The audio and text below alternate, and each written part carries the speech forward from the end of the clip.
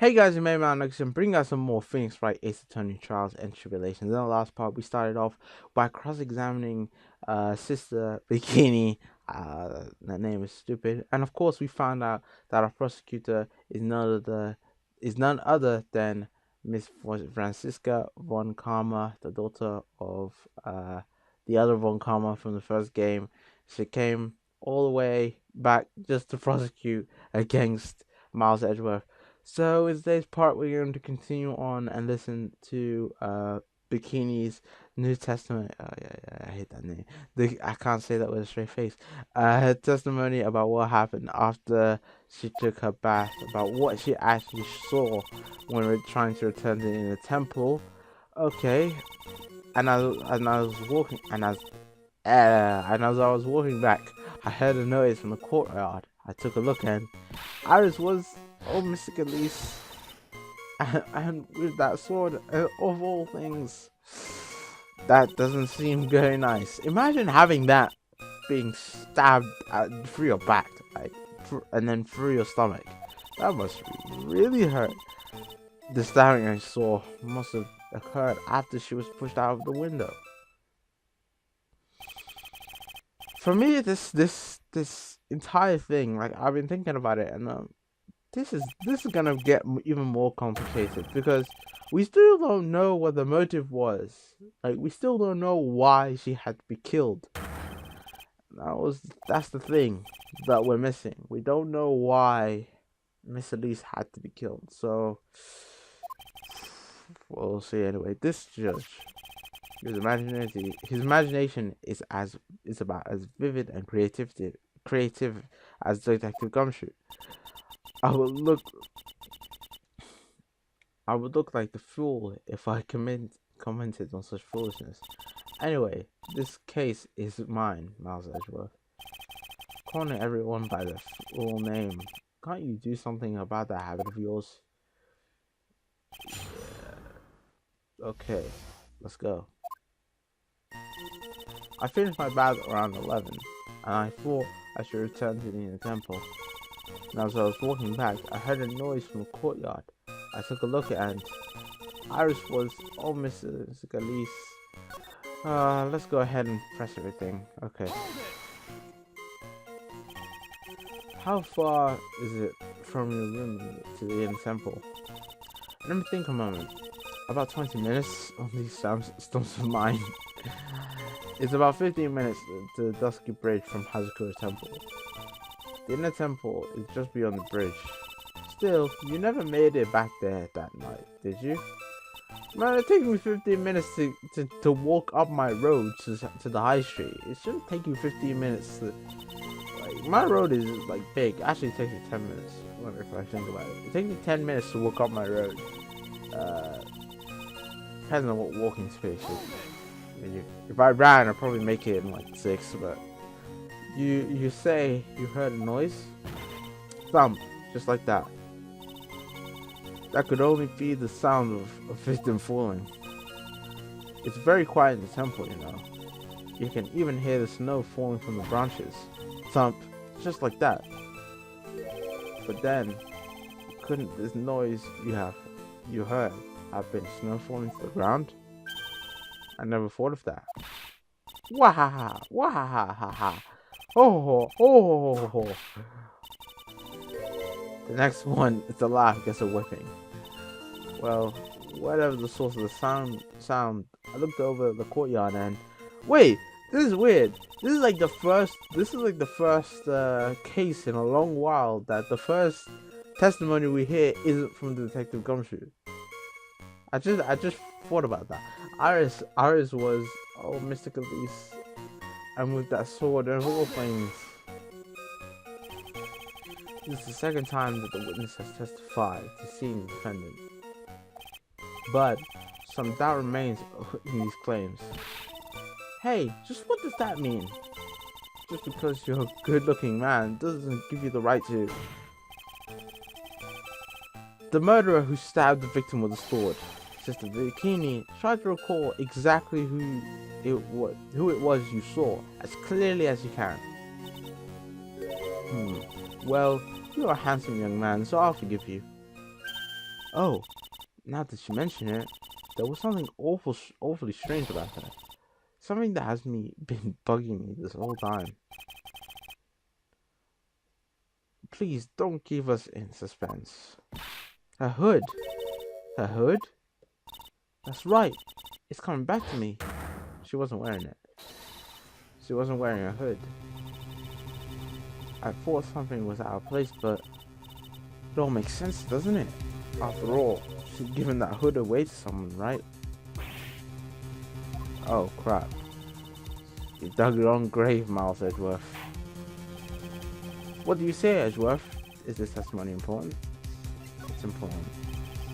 This may initially appear to put me in a disadvantage, but I can't see any other leads at the moment. No, I would like these new statements to be added to the testimony. Miles Edgeworth, if you want to hang yourself, you need only ask. I'll gladly lend you my whip. Damn. Witness, add that to the testimony. Okay. Now that you mention it. Hold on. You're sure about that? Yes, after all, we always wear the same clothes. Ah, I don't mean we're poor, you understand. It's our style. Yes, that's it. There's absolutely no need to explain yourself. Anyway, she looked differently from normal, so that really stuck out. Like me holding a whippet puppy instead of my whip. At least then it might bite you, not someone else. Iris didn't have a hood on, I'm sure of it. Very well. Now, please tell us about the victim, eh? Mr. Galise was staring in the corner room, which faces out onto the courtyard. Wasn't Pearl with her at the time? I don't know. The room the victim was staying in overlooked the courtyard, yes? Which means the victim's room was on the second floor. No. Hazakura Temple is a single-story building, but the mountain itself slopes downward, which elevates the main side of the temple and the guest rooms in the back to about the height of a two-story building. I see. The victim was staying in one of these elevated rooms, correct? Yes, actually no. I'm the one who carried her things to her room after all. I saw must have occurred after she was pushed out of the window. What makes you so sure of all this? It's just like I told you earlier. I heard a noise from the courtyard, okay? Thump, just like that. Yo, you're one smart sister, I'll give you that. The autopsy report states that the victim's body was covered in bruises, indicating a fall from around 10 feet in height. It appears that the witness was not mistaken then. Yep, I'm more than just a pretty face, especially in the winter. I'm a woman of faith, after all, the head honcho has a good temple. There's only two of them working here. There. What's wrong, Miles Edgeworth? No snappy comeback remark? It doesn't feel like she's lying. This is very powerful testimony too. She claims to have seen the incident in which the defendant stabbed the victim. There are only two things I can believe in right now. My client Iris and my own abilities as a defense attorney. Okay, where to go? I took a look at Iris. Now that you mentioned that Iris didn't have a hood on, Mr. Elise was staying in the corner room. Oh god, so must occur pushed out the window. I feel like there's something wrong with either these two. I have a hunch, but I'm not sure. No, it's not this. Contradiction in the statement, Your Honor. Yeah, I fucked up. I'm afraid I can't accept that. Well done, Your Honor. What? I was only testing you just now. Well then, why don't you try testing this penalty too? Looks like I shouldn't have spoken in haste. Hood on. Now you mention it, Iris didn't have her hood on. Leave before the lights. Alright, so I have a small idea of how it works. So if you read the autopsy report, it says loss of blood from stabbing the back. She died from being stabbed, and then afterwards her body fell out of the window, right? But what she is saying is that she was pushed out of the window and then stabbed, which isn't right. What must have occurred? The stabbing I saw must have occurred after she was pushed out of the window. Yeah, that's what she's saying. She's saying she was pushed out of the window. She's saying that Elise was pushed out of the window and then stabbed, which isn't right. She was stabbed first and then fell out of the window. Okay, got you. Impressive logic. That's what I like to say anyway. Oh, please do. My brain is something else, especially in winter. However, I think you are overlooking one thing. Ms. Von Karma, would you be as kind as to take another look at the autopsy report?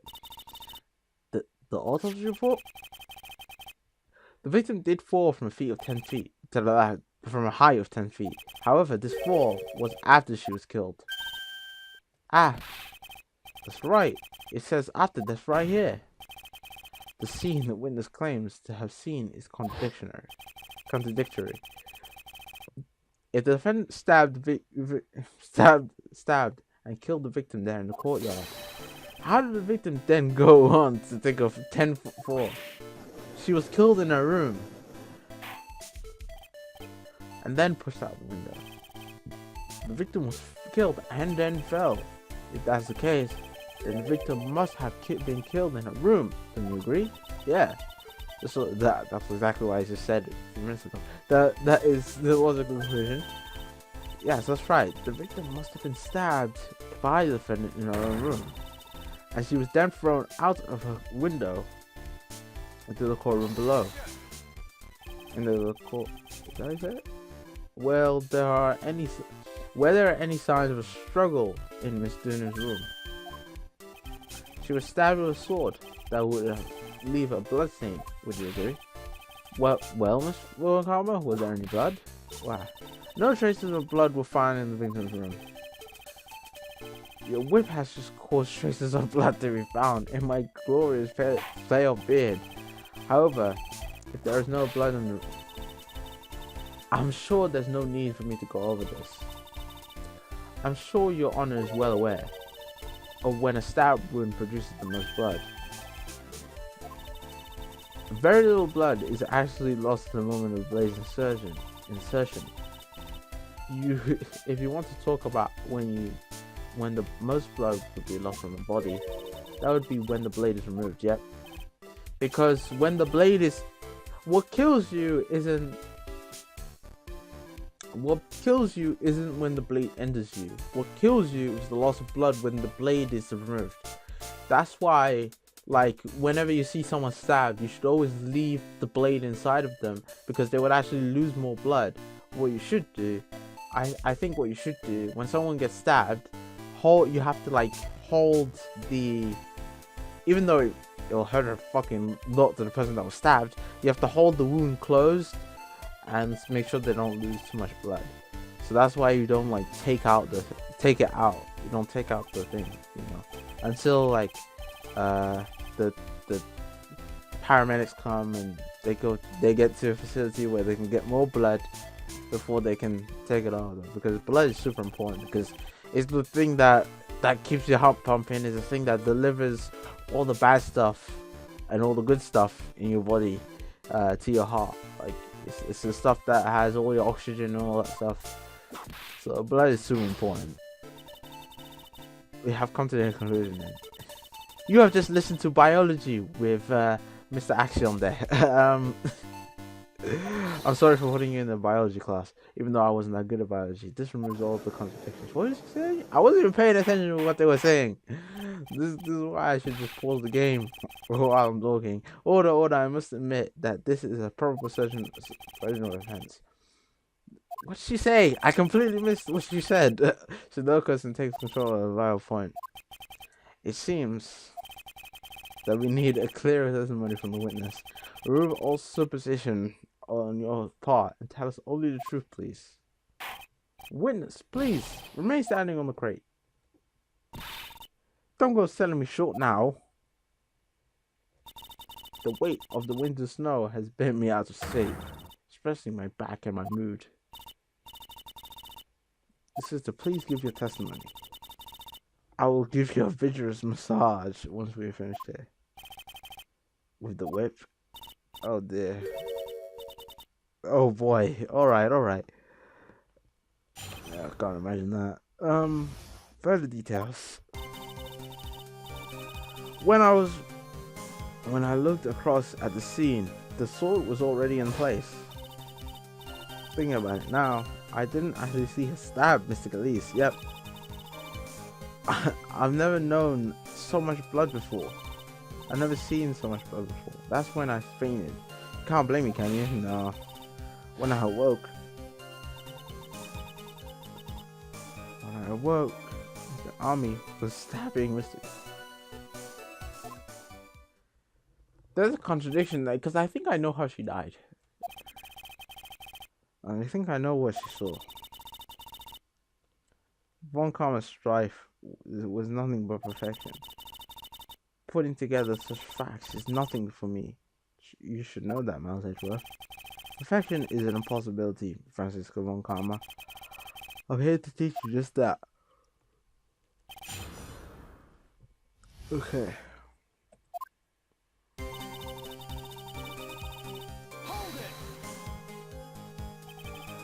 At the time, was the victim bleeding? Well, I was very shocked to be seeing all of this, so, of course. So I'm not entirely sure, but I don't think I saw any blood, not then. I'm sure you didn't. The weapon was acting as a plunge in the wound. In any case, to be clear on one very important point, did you actually see the instance in which the victim was stabbed? No, she didn't.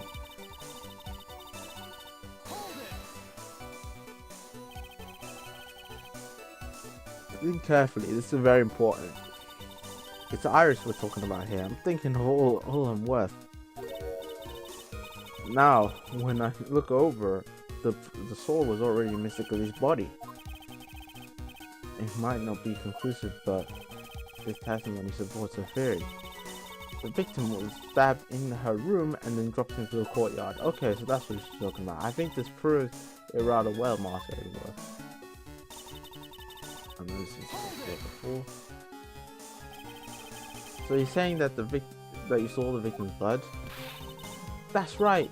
Some of it had splattered onto Iris too.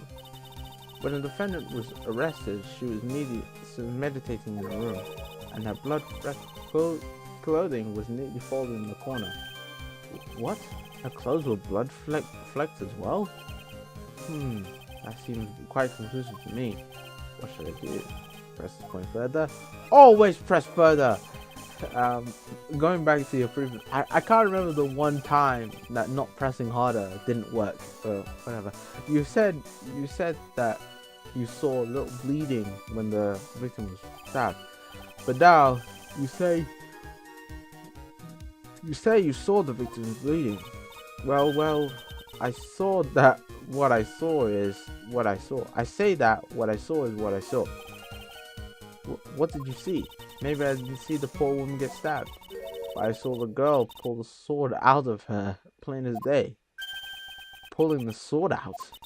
Well, it wasn't exactly pulling. It was more like came out. Ugh.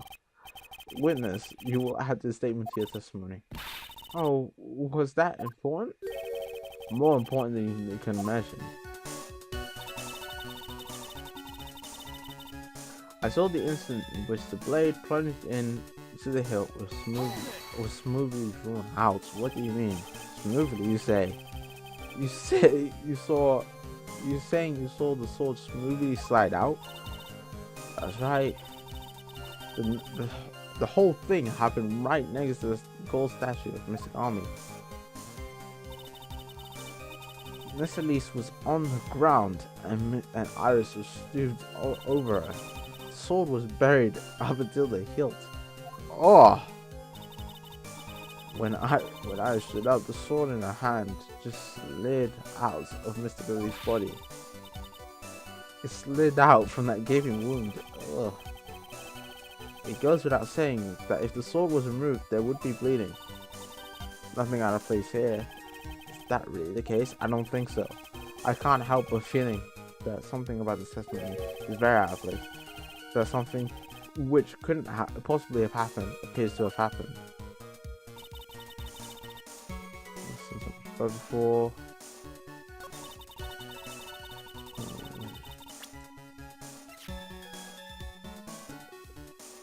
Look at the blood. It's not up to the hilt. It's nowhere near up to the hilt. It's all at the end. Yeah, I'm right. Sister Bikini, you are a reliable witness. At least, I'd like to think so. But there are too many contradictions here. What do you mean? You make it sound as though I'm a liar. But you're a handsome young man, so I'll forgive you. What contradictions are you talking about? In the scene that the witnesses claims to have seen, the weapon has thrust up its hilt into the victim. Furthermore, the killer withdrew the weapon smoothly from the body. Oh, both of these are completely impossibilities. Yeah, number one, the sword is jagged as hell. There is no way you could be able to slide it out like it's like a, I don't know, like it's a hot dog in a bun. Something like that. I don't know. I was gonna make some inappropriate joke, but I decided against that because I wanted to be appetizer friendly. That's a thing that I need to stop. Do you think it would be impossible to stab someone with the hilt to the hilt with this? It'd be really hard. Like, you'd have to put a bit of elbow grease into that. Trust me. Like, doesn't appear. What meaningless drivel? I too may appear to be weak and frail, but I can crush men under my heel and make them weak should I so choose. The objection stands. I whipped a little back there, I must admit. That isn't the only issue. If that sword was truly stabbed into the body up to the hilt, well, just look at all the branches on it. It certainly wouldn't have come out smoothly. We also have the problem with the amount of bleeding. It's true that when a blade is left in the body, it acts as a sort of plug of sorts.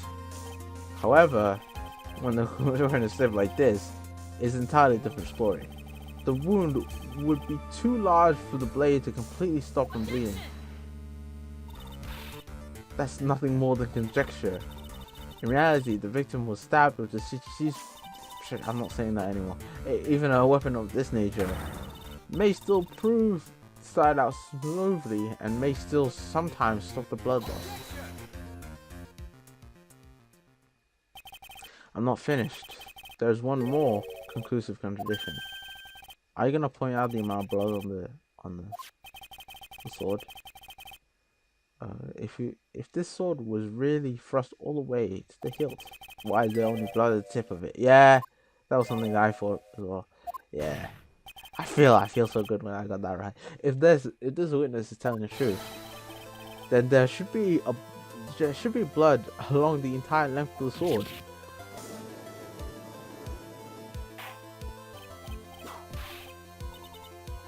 Bravo, Miles Edgeworth, raising this many contradictions from a single piece of evidence. All the other attorneys I know could maybe have managed one, if that. But to be honest, that was pretty easy to figure out. Whatever. You have proven contradictions regarding the murder, but having come this far, there can only be one answer. That is, the victim who used to kill the victim. The weapon was not the big ass sword. I'm not gonna say that word. What? Yeah. Okay. So it's a different weapon altogether. A fool is A foolishly foolish idea, born from a foolish mind of a foolhardy foolish fool. Let's examine this again. What was it that made us think the sword was the murder weapon? Well, it's because Mr. Army was holding it. Exactly. However, if you reflect on that, reflect on this, that is the only basis we have to assume such a thing.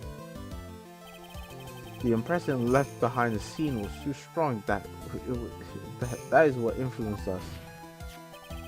It influenced us to believe that the city, I'm not saying that, was the murder weapon.